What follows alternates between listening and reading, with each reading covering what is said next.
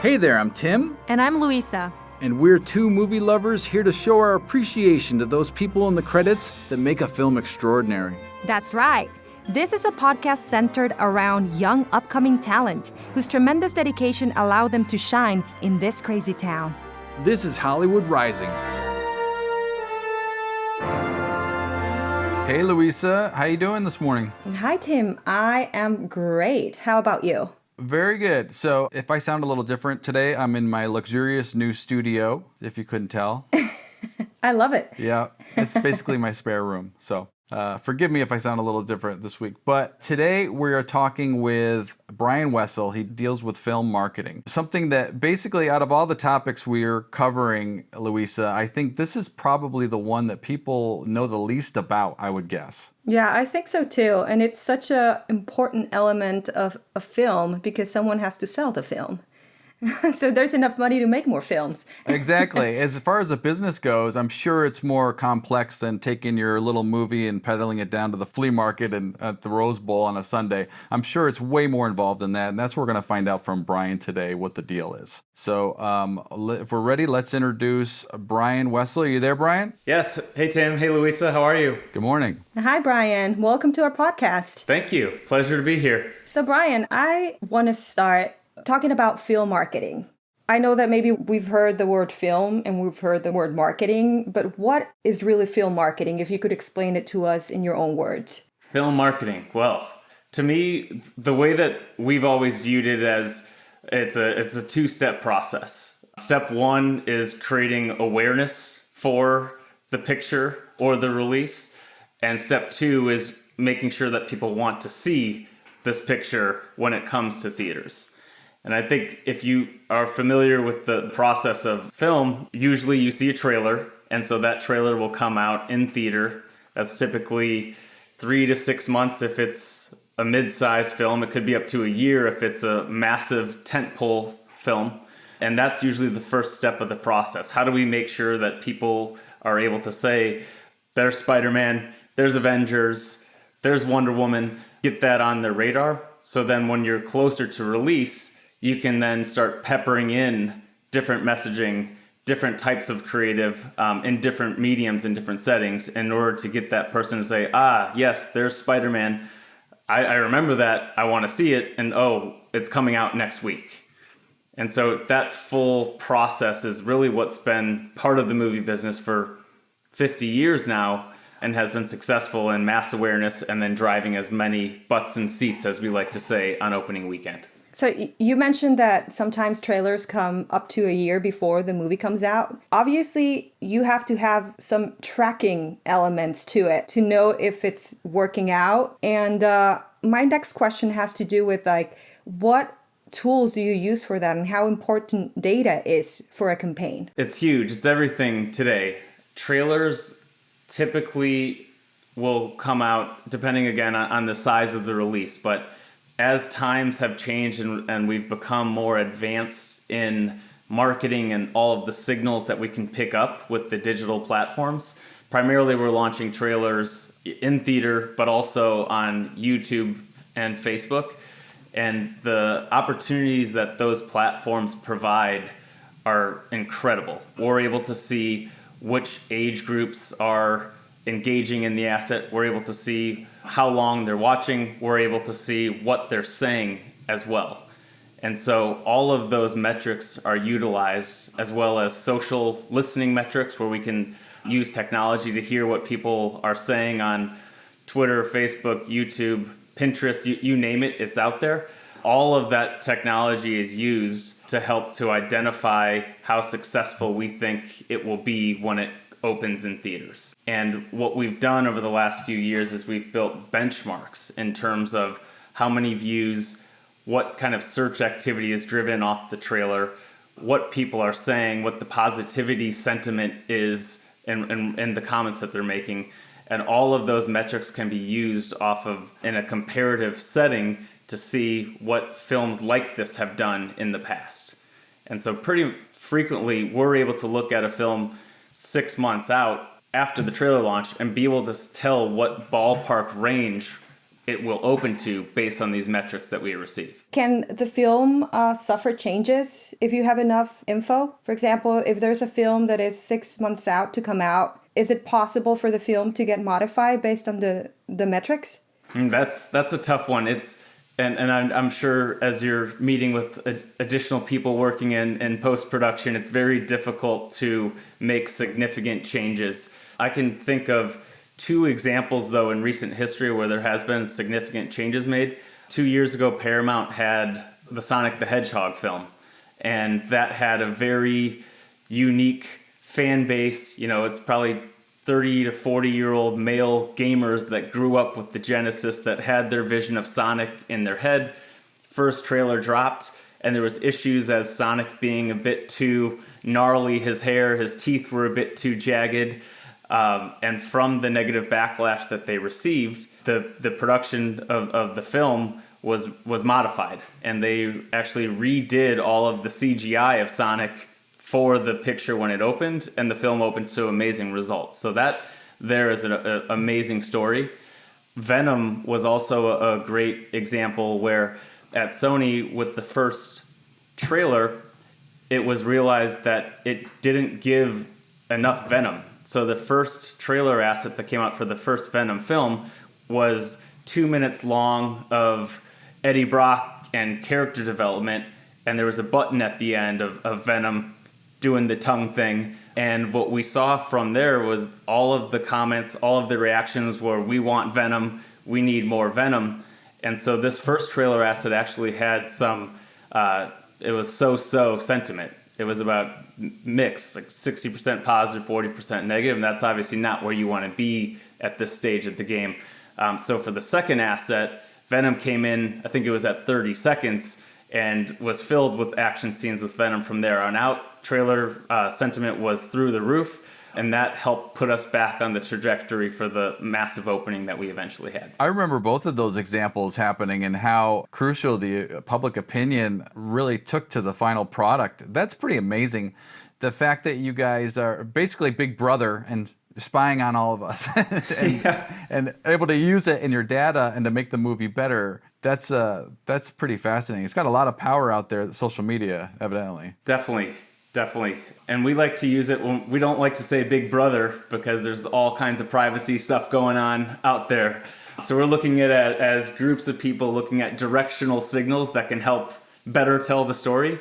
But yeah, I've been in marketing now and film for 14 years, almost 15. And the progress that we've made as an industry, as well as the tools that are available, are just phenomenal and rapidly changing every year. I remember it was about 15 years ago when I saw newspaper ads just disappear. I mean, they were just gone. Yep. And that's something that's always interesting, is that what's unique about film marketing is that there's always a kind of a glitz and glamour to it. And there's a lot of vanity. And I think the vanity piece comes with, big name celebrities and actors and big name producers and directors, and they rightfully so want to be in the splashiest places possible. So a lot of that comes to, 15 years ago it was let's be on the home, the front page of the New York Times. Let's get into the Thursday night lineup of Seinfeld. Let's get into MySpace as an example. Like, those were all big requests, and that feeds into what I started with of creating awareness, because you want to reach as much awareness as possible in a short amount of time. And those traditionally have always been those marquee units that help to establish the product in the film that is set to release. So you mentioned you've been working marketing for a long time. This is more like a personal question. How did an aspiring biologist turned journalist ended up in digital marketing? Isn't that everyone's career path? Well, kind of, but no. Yeah, I subscribe to the thinking of you never know what you want to do in the first place, and life just kind of throws you different directions. I was on the science path, and I have always been a creative thinker and enjoyed kind of living outside the bounds of curriculum and what what needs to happen and what's being told by a curriculum or a teacher or any sort. So while I was a biology student, I was also actively working, freelancing, doing copywriting, graphic design, helping local businesses in my college town help to jumpstart. And midway through my college years, I was just had enough with science and was like, I want to pursue the creative path. So I started working in journalism in the creative writing side of things. Loved it.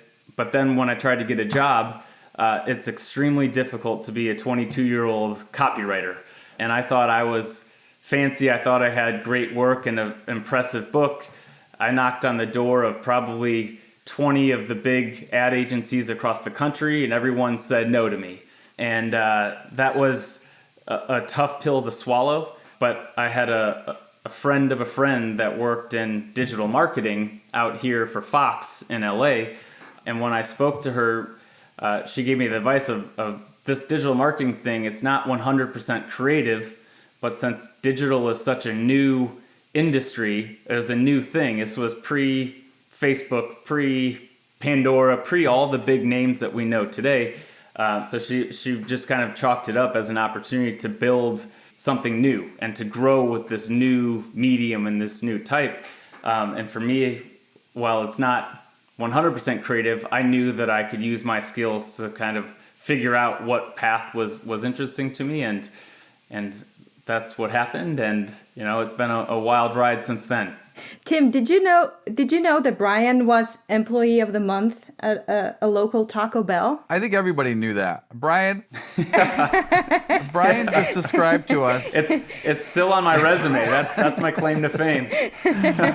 You basically described yourself as a rebel. So we respect that. And you were basically there for the genesis of this whole turn of marketing. And so you're part of the innovators as far as I'm concerned. And it's what you do is a good balance of technical versus artistic. So I would imagine the demand for a skill set like that is pretty high. Yeah, I think it's and just to talk a bit about the time since I've been in marketing and in film marketing.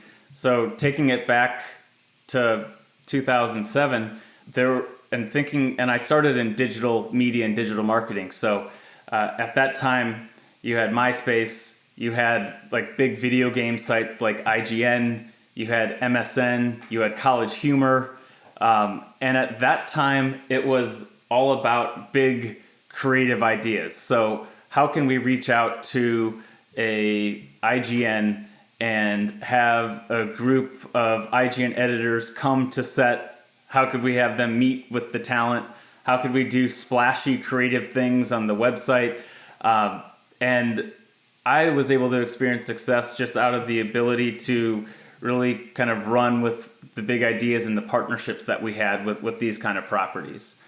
But as you think of the editorial properties, while they're still great and they still have an awesome voice, the progression of the industry as we've started to see these platforms like Facebook, like YouTube, Twitter, Snapchat, all of these develop and form, you're seeing less effort, less initiative go towards these traditional websites. And the majority of that is that people know that all the audiences are on Facebook, all the audiences are on YouTube, and all of these platforms. So while we'll still work with IGN, for example, on a title, we're working with them as they're creating content to live on Facebook. And so that has changed our approach a bit. So it's not as much about like big splashy custom promotions, etc. It's more about how can we create a unique piece of content? How can we create and find an editor that wants to review our film?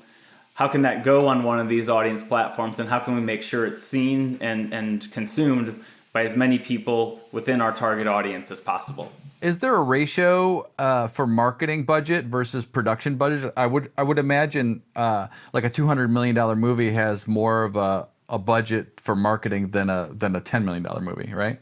Yes, definitely.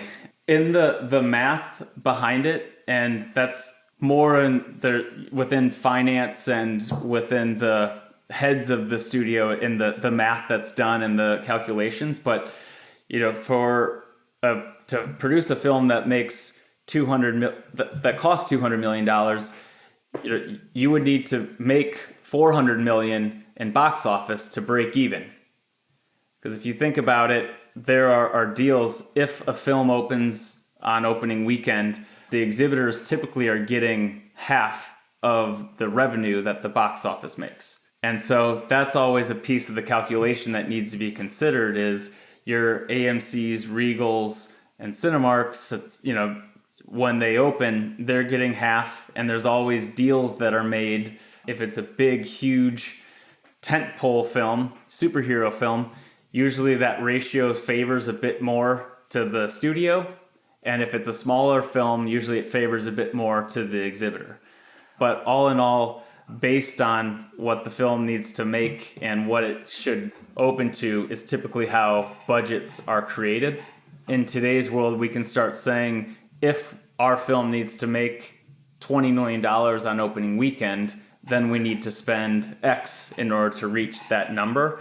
And so there's ratios and levels and that can be reached and explored for all the different titles that we have. Bryan, what's one thing you wish you had known at the beginning of your career in film marketing? One thing I wish I would have known, it's the entertainment industry is a wild place. There's a lot of different personalities, a lot of different demands. I love that. I love the pressure, the fast-paced nature, the crunch in order to get a campaign thrown together and to get live. So for me, I think the biggest piece of advice I would give myself back then now is just to enjoy the ride. I think there are a lot of moments where I felt stressed out and felt like it was too much. And at the end of the day, we're not curing cancer, we're not saving lives here, but it's a lot of fun. And we're doing something that people are truly passionate about. People love the product that's being created, but they love going to the movies. They love talking about movies. And I think that's a piece that sometimes you forget about is that, we're working in an industry that is universally loved and accepted. How many campaigns have you worked on simultaneously, speaking of pressure? I think a traditional film studio has on average 15 to 20 films a year. And so when you're getting into the summer months and the holiday time period, there's times where you could be live with 3 campaigns, launching trailers for 3 campaigns that are coming out over the summer. And we do a lot of postmortems looking at campaigns that have finished as well, trying to determine what worked, what didn't work, how we improve on the next one. So, the average that we typically look at is 3 live at any time, planning ahead for 2 to 3, and then probably recapping 1. So a lot of balls being juggled at once here. Very briefly and in your own words, can you explain what a campaign is? What are the elements of a campaign? And I'll talk about the whole marketing organization here, because I think that's a piece that could be overlooked at times. But within a film studio, there's 5 major pillars of marketing capacity. You have creative, and creative consists of a group of individuals that are working very closely with the film's director and producers, and the creative group is working to cut assets that'll work in a marketing capacity. So that includes the trailers, TV spots, which are typically 15 or 30 seconds that you'll see on TV, but you'll also run those traditionally in video serving properties like YouTube, etc. online. They're also working with the website design and any other customized assets that you'll see. So with all of the new explosion of digital and social media, you can't just run your standard 15 or 30 second asset anymore. You've got TikTok ads that are vertical and fill up your whole phone. You've got Snapchat lenses that you superimpose another face on your face. All of those need and require a different set of hands and a different skill set. So that all is a massive responsibility that comes out of this creative department. There's also publicity. So publicity you like to think about that's free or earned media. So it's a group of individuals ensuring that their cast and director is getting a voice to and a soapbox to talk about a film. So booking late night and early morning shows, organizing a premiere, organizing talent to get their hands or their star on Hollywood Boulevard. That's all things that are organized by a publicity department.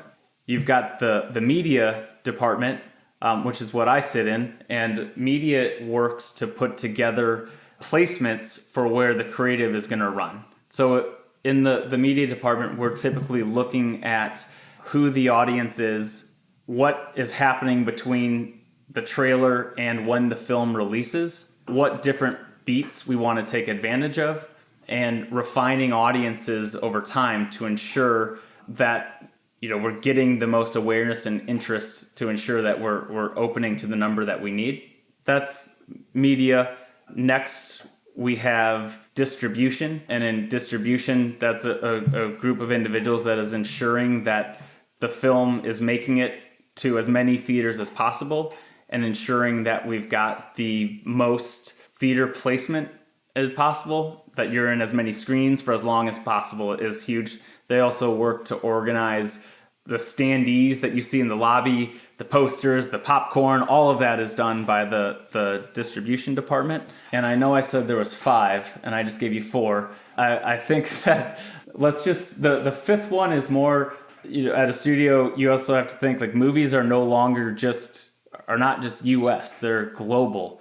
In a time, especially today, the box office internationally is delivering more than the US, especially for the big films, big superhero films that we have. And so I would say for this fifth vertical is everything else from a global perspective. And so I'm sorry, I just remembered the fifth. So now we'll say there's 6. But so the fifth is research and business intelligence. And so research is obviously huge for any picture, but this group works from when there's a script. So they'll work to pressure test the script with focus groups to see should the film be made. Once the film is made, the next step is for the trailer to be produced. So they'll work to test the trailer. They'll work in screenings of the film to see what the audience scores are. And so this could be a year out, but with these audience scores, they can actually report the metrics back to the directors and the producers and the crew in post. And at that time, you're able to make changes to the product that's being created. Once the movie gets closer to release, they're also doing a lot of pressure testing of the marketing assets. So what 15 or 30-second spots work best for which audiences, what social creative assets are going to work best to reach younger audiences. All of that is done in real time to ensure that we're always leading with our best foot forward. So I'm sorry, speaking to the international market you brought up at point 5, I think, does this whole campaign strategy just translate over there just in a different language or even to a lesser degree or to a higher degree? It varies. It depends on what kind of film it is and what markets we're talking about. But I think it's a common misconception that and can be a huge detriment to a campaign if you just assume that the marketing materials in the US are going to work globally. I think it's interesting when you think about Latin America, and the Hispanic moviegoer is such a huge audience today here in the US. And I think sometimes you run into the trap of saying, oh, well, this is one message that's going to work for everyone in Latin America. But it's a harsh reminder to people that there are many, many countries and many different cultures.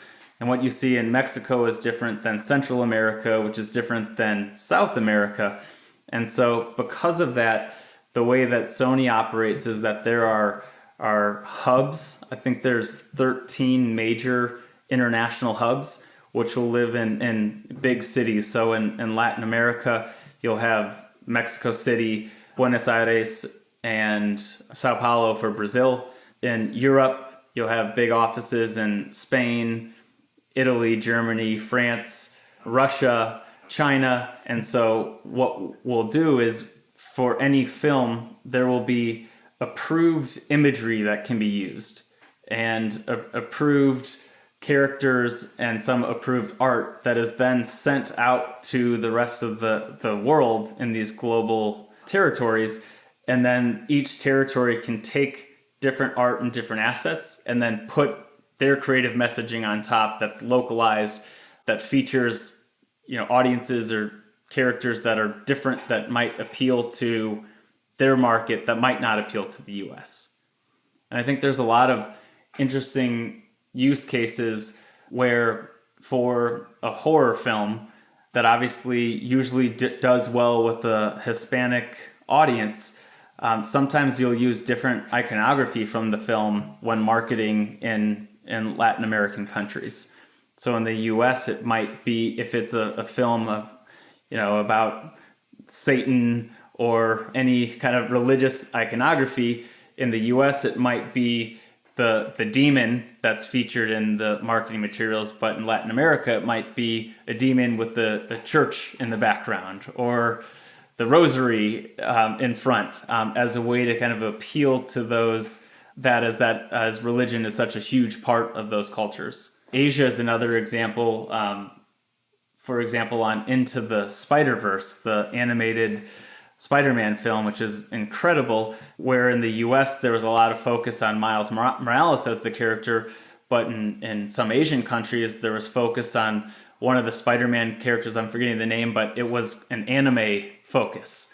And that was marketed in Japan and some areas of China as a means to attract, the different cultures with the different film iconography. Yeah, nobody thinks of that as far as, the different approaches to marketing in different countries. That's really fascinating to me. I know China, for example, movies sometimes have to be re-edited for content, right? Yep. What's interesting, and when you're working at a studio in LA, those that have international purview, it's a very complex and difficult job, because they are in all of these major countries. There's teams like there's teams here in the US. So you've got, the 5 or 6 categories working in each of those markets, but the roles of the international folks that are here in LA are working to manage all these markets, make sure that they get everything that they need, make sure that they have, the right amount of line to make their decisions to get their film opened on time and to make sure that they can accomplish the budgets and the goals that they have for each of the products. Bryan, going back to more personal questions regarding your career, obviously. What has been your biggest failure or your biggest growth experience at work? And what did it brought to the table for you? There's always an appetite. I think in film marketing, there's always an appetite to take risks and to do new things. When you work on 15 to 18 films a year, and you've got 5 or 6 superhero movies, your plans and your campaigns can start to seem like they're the same on repeat over and over. And so it's a big initiative of ours to always find and identify new marketing ideas, new partners to partner with. And so I'd say, there's been a lot of failures in terms of a creative promotion or a custom idea that we've tried to execute, where we've spent months on months putting together an idea, going through legal, going through the creative process, and we start the campaign and it gets 1,000 hits on the page, or you get no engagement or people hate it. So that happens a lot, and we've worked on, the biggest one that comes to mind was for a film called The Inferno a couple of years back, and that was a labor of love. We worked for a year on a marketing promotion that failed, and I think a big piece in my mind that I always go back to is you gotta take risks, you gotta swing for the fences, but you also have to be realistic of will people enjoy this, and is the juice worth the squeeze? And so a lot of times we'll have to think, how much time am I going to have to put into developing this? And what are my metrics for success to make sure that I feel good about doing this? That's campaign specific. And, I manage a large team, and I think, there's all kinds of management mistakes that can be made over time. And and they're all great learning experiences. But again, as it's a very fast-paced environment, sometimes it's all about just getting things out the door. And I think there's been times where you haven't made the right decision on personnel, or haven't made the right decision on an approach or a process behind the team working. And for me, it happens, and you learn along the way. And I think the team I work with is amazing, and I think they're all wanting to win, and that's the most important thing to me. If we're all here, all wanting to win, all wanting to do our best, mistakes will come and happen, and you learn along the way. Now, where we are now and during a pandemic, how has COVID changed the workflow and what you do? I mean, it's been a not friendly to the entertainment industry, as I'm sure you're aware. And I'll speak to it in two different parts. The first part, it's been tremendously frustrating as we've gone through all of these different waves of the pandemic. When we were all in the same position last March, where we said, well, we're going to work from home for 2 weeks and we'll be back and life's going to be back to normal. And next thing you know, you're still crunched over your desk and have carpal tunnel now because you're still working from home. But I think the difficult part has been all of the uncertainty. So early on in March, we had a big list of films. Those films were pushed from March to later in the summer. At that time, our groups were continuing to work at 100% as we're, first of all, moving all of the inventory and everything that we had booked. Inventory in terms of ad placements, TV, etc. While we were still moving, we were still working towards stuff that was coming out August, September, October. And then that happened again, where everything was moved from end of the summer to early 2021. And then it happened again where stuff has moved to later on. So I think it's been a stressful experience as we're, working towards a moving goalpost. And I think that's always been a tough part for the teams. It's also been difficult because, my joke is you can't speak to the manager of COVID here in this thing. And there's all this frustration. I have all this frustration, and you want to take it out on, upper management, or you want to take it out on your boss. But at the end of the day, like, COVID is responsible for all this, not anyone in your direct line of sight. And so that has always been a big piece to level set and kind of rationalize what's all happening here.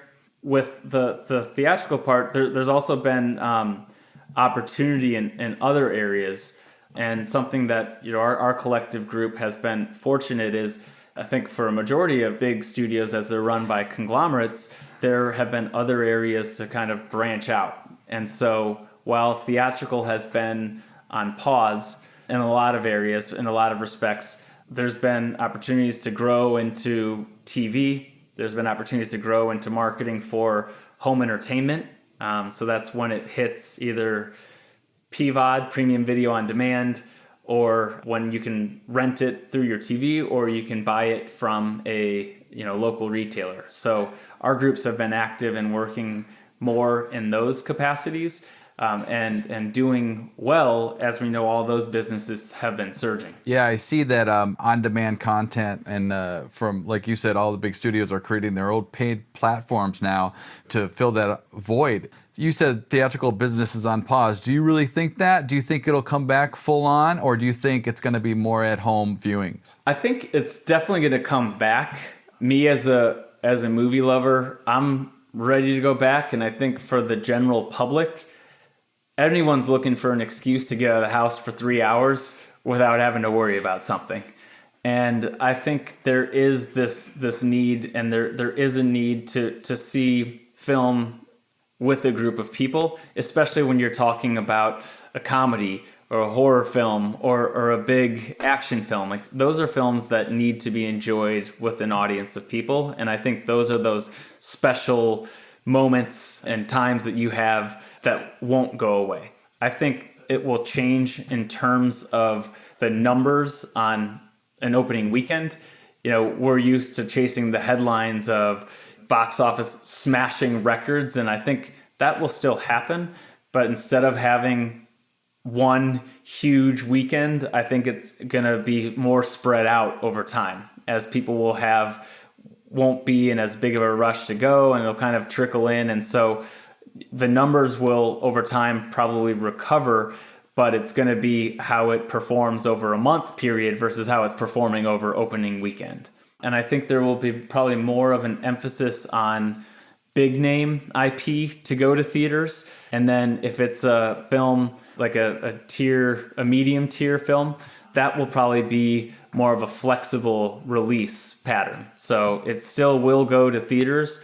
You might not have to wait 90 days to watch it at home. It might be a shorter window, but I think there definitely will be an appetite for a more creative releasing pattern. So now that we're talking about the theatrical business after the pandemic, can we talk a little bit about the challenges that digital marketing is going to confront after we go back to the new normal? Marketing has changed for good as well. It's something that's interesting here with the pandemic is that consumer behavior has changed.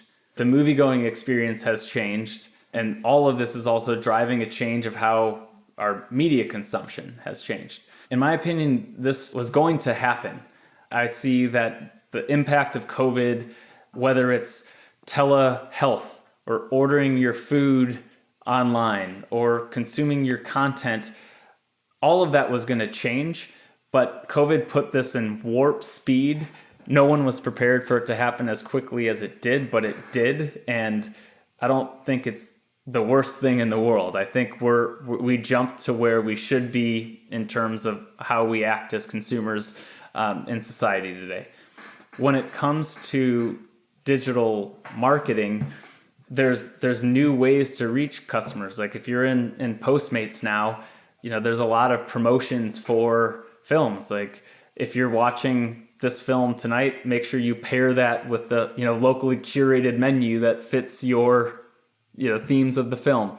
And so there's a lot of new, unique ways that you can leverage these apps and these new behaviors for marketing. So we're really excited about that and eager about that.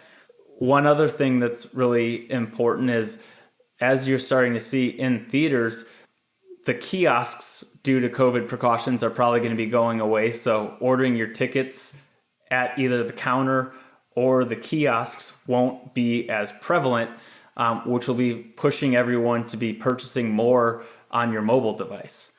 And pre-pandemic, we were looking at about 13% of customers were buying on mobile versus the others buying when they showed up.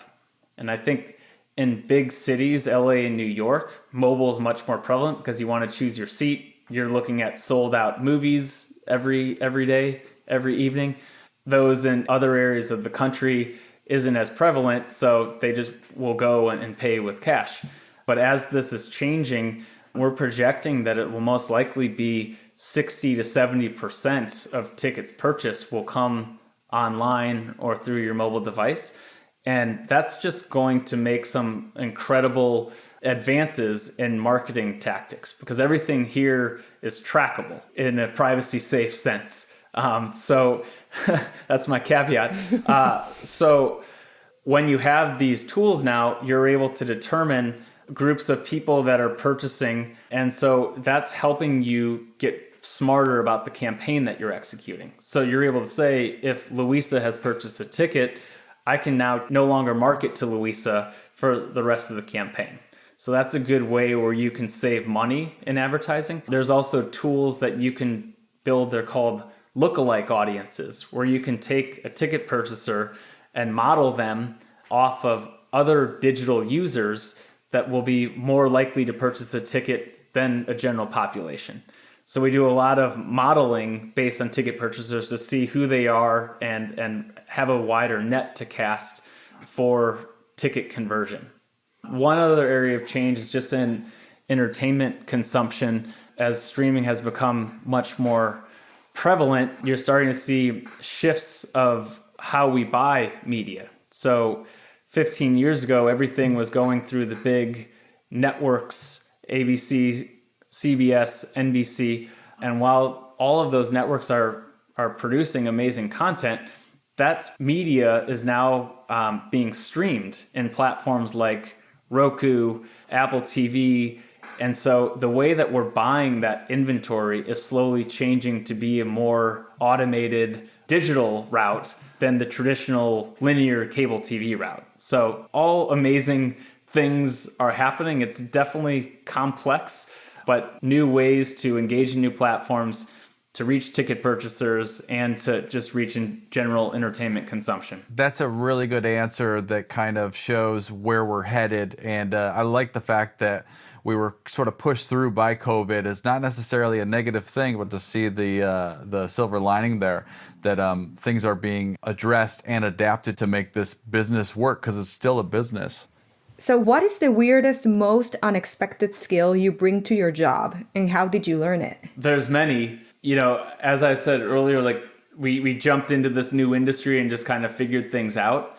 And I came into it as enjoying creative and the creative process. And over time, I have been finding myself being more and more organized than ever before. And I think my skill is Excel. I didn't know how to use Excel. I never took accounting in college, didn't know anything about it. I got to the point where as this world is so chaotic and there's so much happening, out of necessity, I kind of grew this third eye for organization and chaos control. And that was something I would have never, ever expected. And now people I work with think that I'm like the crazy process person coming in, and that's not really the case, but it's something that I developed over time just based on all of the moving pieces that are part of the world when you're working on multiple things at once. And to wrap up this interview, what is the most common or one common myth about your profession or field that you would like to debunk? There's so much emphasis that's put into creative.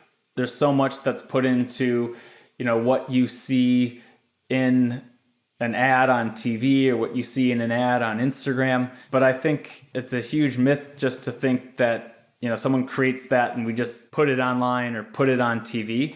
There are massive amounts of people behind the scenes that are working to orchestrate a very well thought out campaign from the moment the trailer drops to the moment you open in theaters. And so a lot of thinking and research goes into what behaviors your core audience has, what and where we'll be spending their time, what moments are of interest to them, how we're reporting on the data that we're receiving, how we're making modifications during a campaign based on different audiences popping, etc. And so there's way, way more to marketing than just a creative message, and massive amounts of teams and agency, internal and external teams that are part of the planning and execution of these campaigns. Yeah, that's one constant thought I had during this entire interview was like, wow, there's a ton of people behind the scenes that we don't even acknowledge. It's shocking to hear. I think it's a joke of our team when a decision is made that there is an idea to run a spot, say in an NFL game, and say it's a last minute idea that comes up in a meeting, that needs to go to a team to help cost that out, needs to go to a team that has the relationships with the broadcast networks to negotiate it, needs to go to a team that has to identify what specs the asset needs to be cut in, needs to go to a team that then identifies what the reaction to the spot was, all of that. And so there could potentially be 50 people that are touching this one decision that's made, which is an incredible feat when you're talking about a big studio and all the moving pieces to bring something to life. I agree. As far as, it is an art form, but it's also a business. This interview has been truly eye-opening, and I'm sure it is for many people because we just don't think about this side of filmmaking. And you I mean, my God, there's going to be a quiz on Monday on all Bryan's info. This is Yeah. this has been a fascinating interview. I appreciate your time, and your answers, Of course, were truly a revelation as far as what goes on behind the scenes and getting a movie out there. So thank you very much, Bryan. You're welcome. It was a pleasure. Thank you, Bryan. Yeah, it was amazing. I'm impressed in how much work it's put into like a movie. We should keep in touch because the business is changing quick. So I'm sure 6 to 12 months, it could be a completely different conversation that we're having here. But it's keeping us all on our toes, that's for sure. Evidently, yeah, I agree. And yeah, man, we'll hopefully we'll talk to you again soon. And thanks again. Awesome. Thank you so much. Thank you, Bryan. Hollywood Rising is produced by Tim Tucciarello and LNA. Sound mixer, Mike Shu. Music by Jonathan Byram. Special thanks to Kami Asgar, Richard Burnett, Sam Fan, and Bryan Wessel. This is a Sputnik Media production. In association with Mr. 101 Productions. He's Mr. 101.